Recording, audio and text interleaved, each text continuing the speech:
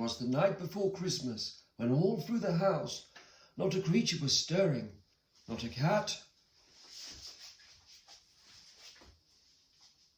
cow, rabbit,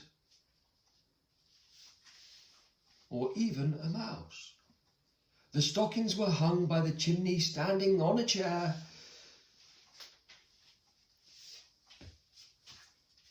In hopes that St. Nicholas soon would be there. The children were nestled all snug in their beds, while visions of sugar plums danced in their heads. Over the bridge,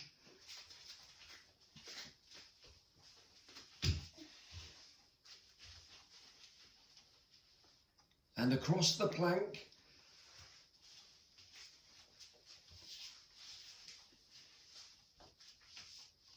with Mama in her kerchief and I in my cap, settled our brains for a long winter's nap. When out on the roof there rose such a clatter over the crescent,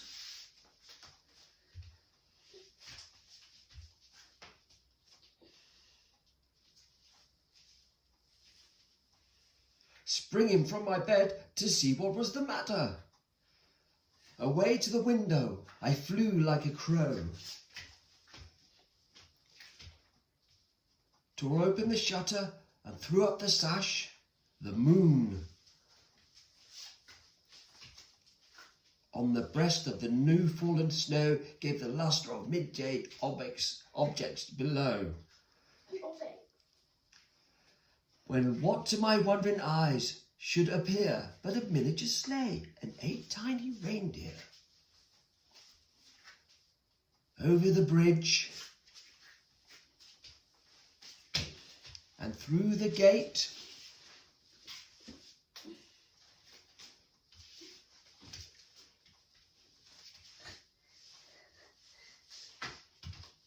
a little old driver, so lively and quick, I knew in a moment it must be St. Nick. More rapid than eagles,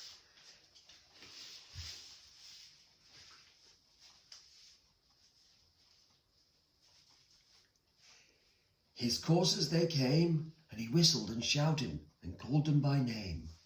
Now Dasher, now Dancer, now Prancer and Vixen, on Comet, Comet on Cupid, on Donner and Blitzen. To the top of the porch, to the top of the wall, now dash away, dash away, dash away all. As dry leaves fell from the trees,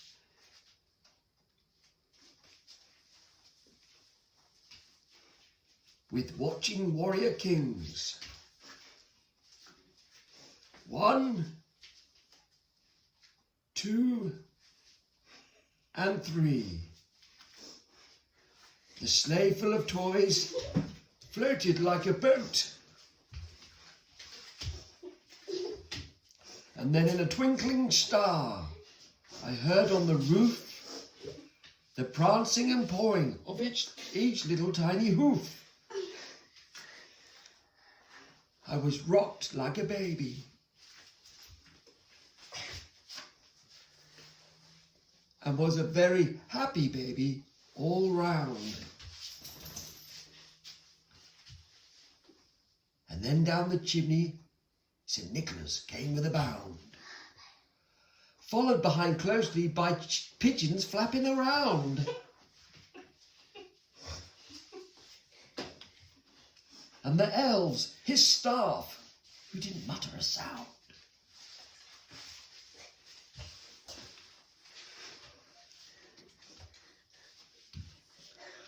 He was dressed all in fur from his head to his foot, and his clothes were all tarnished with ashes and soot. A bundle of toys he had flung on his back, and he looked like a peddler just opening his pack. His eyes twinkled like stars.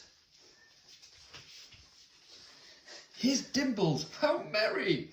His cheeks were like roses, his nose like a cherry. His droll little mouth was drawn up like a bow.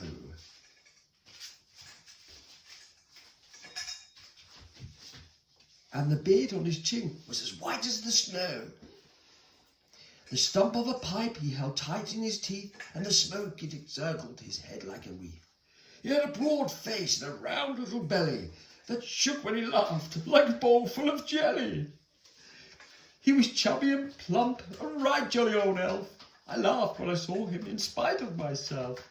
A wink with his eye and a seated twist of his head soon brought me to know I had nothing to dread.